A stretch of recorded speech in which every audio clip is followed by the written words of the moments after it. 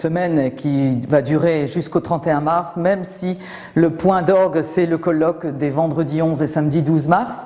C'est un événement qui se fait entre 3 partenaires, mais vraiment très associés. Damienne Bonamy pour l'Université ouverte, la ville de Besançon qui nous prête des œuvres, notamment pour les expositions et qui m'ont aidé, et le centre diocésain. L'événement qui s'annonce, c'est d'une part un colloque de 2 jours, mais soutenu par une semaine de visite et des expositions dans 3 endroits du centre diocésain. Le fait que Lionel Estavoyer nous fasse une conférence lors du colloque sur Maurice Boutrin a fait que la ville de Besançon nous prête des aquarelles de Maurice Boutrin que sa fille laissera en partie à la ville de Besançon à la fin de l'exposition.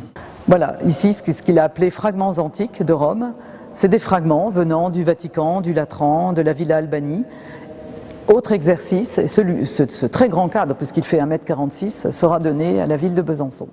Là, c'est la première exposition que nous faisons dans la chapelle restaurée, avec le prêt de sculptures du musée des Beaux-Arts. Et ici, nous avons 3 bustes du XIIIe siècle provenant de l'ancienne église de la Madeleine. Alors nous sommes dans la grande salle des Pas Perdus, qui était la salle où les séminaristes pouvaient autrefois se promener, parler, c'était un peu leur cours de récréation. Aujourd'hui c'est devenu un lieu d'exposition, éventuellement de concert ou de théâtre. Je suis ici devant le buste de Pierre Pfister, et nous sommes très heureux d'avoir retrouvé récemment dans les greniers à l'archevêché ici des aquarelles, des tableaux de Pierre Pfister.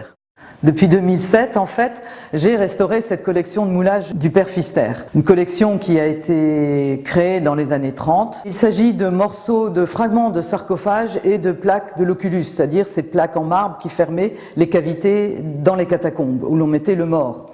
Et cette collection de moulage, je l'ai retrouvée dans les greniers du centre diocésain en 2007. Parmi les 2 plus belles pièces, je les ai ici à côté de moi, le Bon Pasteur, la statue du Bon Pasteur. C'est vraiment le fleuron de notre collection, mais aussi au Vatican.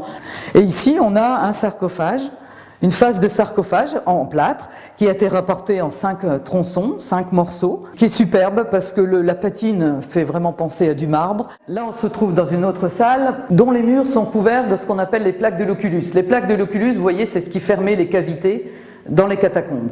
Et on en a profité aussi pour se faire prêter des moulages de l'atelier de moulage de la rue Ronchot, atelier qui dépend du musée des Beaux-Arts et d'Archéologie de Besançon.